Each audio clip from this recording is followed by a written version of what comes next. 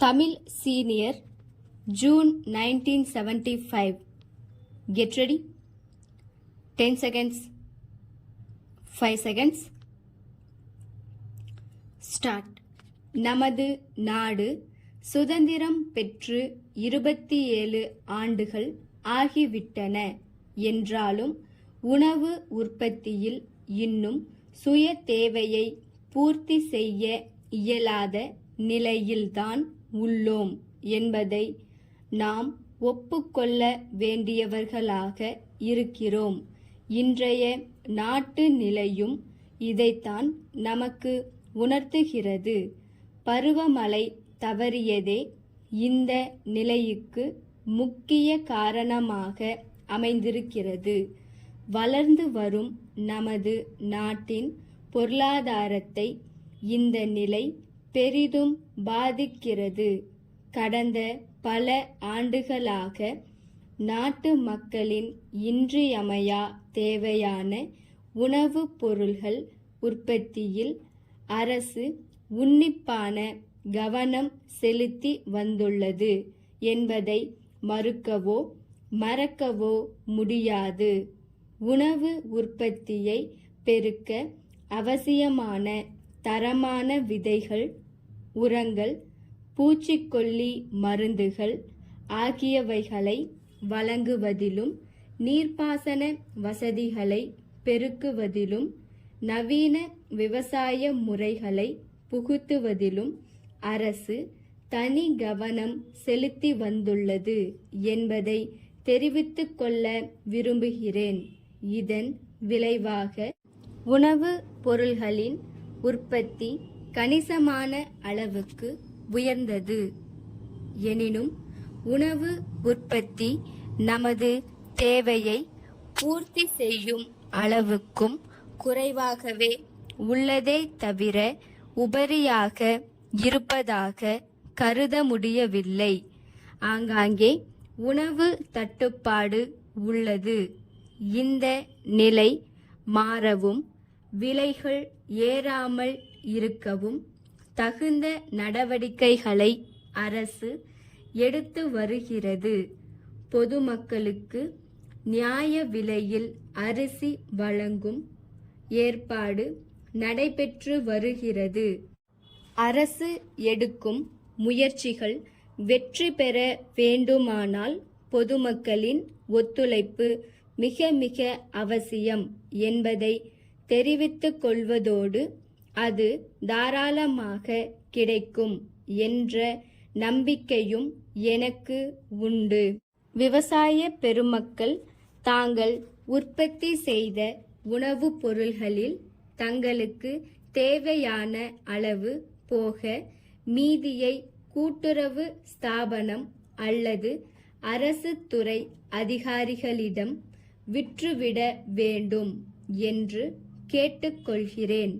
அதேபோல அரிசி வாங்கி உண்பவர்களும் தேவைக்கு மேல் அதிகம் வைத்து கொள்ளக்கூடாது என்றும் கேட்டுக்கொள்கிறேன். கடத்தல், பதுக்கல் போன்ற சமூக விரோத நடவடிக்கைகளில் ஈடுபடுபவர்களை பற்றி ஆங்காங்குள்ள அரசு அதிகாரிகளின் கவனத்திற்கு கொண்டு வருவது ஒரு சிறந்த மக்கள் சேவை என்பதை வலியுறுத்த விரும்புகிறேன். இத்தகைய செயல்களில் ஈடுபடுபவர்களின் மீது அரசு கடுமையான நடவடிக்கை எடுக்க தவறாது என்பதையும் இந்த சமயத்தில் தெரிவித்துக் கொள்ள விரும்புகிறேன். உணவு உற்பத்தியில் அபிவிருத்தி காண வேண்டுமானால் கிராமங்களின் வளர்ச்சியிலும் விவசாயிகளின் முன்னேற்றத்திலும் அதிக கவனம் செலுத்துவது இன்றியமையாததாகும். கிராமங்களில் உள்ள மனித சக்தியையும் இதர வசதிகளையும் பெரும் அளவுக்கு பயன்படுத்தி அதன் மூலம் சிறந்த நன்மைகளை பெற திட்டங்கள் தீட்டப்பட வேண்டும் என்று அவர் வற்புறுத்தி வந்தார். கிராமங்களை வாழ வைக்க வேண்டும். கிராம மக்களிடையே இருக்கும் வறுமை, அறியாமை ஆகியவை அகற்றப்பட வேண்டும். நாகரிகமும் பண்பாடும் உடைய மக்களாக அவர்கள் மாறி மீண்டும் நல்வாழ்வு பெற வேண்டும் என்று கேட்டுக்கொள்கிறேன். திருச்சி முருகன் கூட்டமைப்பின் மேலாளரிடம் இருந்து சேலம் குமரன் துணிக்கடை உரிமையாளருக்கு. அன்புடையீர், எங்களுடைய அஜந்தா பருத்தி புடவைகள் தங்களுக்கு மிகவும் பிடித்திருக்கிறது என்றும் தங்கள் பகுதி மக்களை அவைகள் வெகுவாக கவர்ந்துள்ளன என்றும் அறிவதில் நாங்கள் பெருத்த மகிழ்ச்சி அடைகிறோம். நாங்கள் கடந்த ஏப்ரல் திங்களில் அனுப்பி வைத்த பட்டுப்புடவையின் விலையை பற்றி தாங்கள் குறிப்பிட்டுள்ளீர்கள். விலையை குறைப்பது இயலாது என்பதை நாங்கள் வருத்தத்துடன் தெரிவித்துக் கொள்கிறோம். அதே சமயத்தில் துணியின் தரத்தை பற்றி மீண்டும் உறுதியளிக்க விரும்புகிறோம். அதே விலைக்கு வேறு எங்கும் அவைகள் கிடைக்குமா என்பது சந்தேகமே.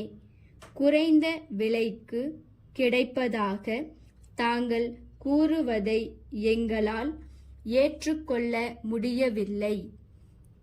இரண்டையும் பக்கத்தில் பக்கத்தில் வைத்து பார்ப்பீர்களேயானால் எங்கள் புடவையின் சிறந்த தரம் நிச்சயம் வெளியாகும் என்பதில் எங்களுக்கு சந்தேகமே கிடையாது. வாடிக்கையாளர்கள் தரும் பணத்திற்கு சிறந்த முறையில் சரக்குகள் அளிப்பதே எங்களுடைய குறிக்கோள்.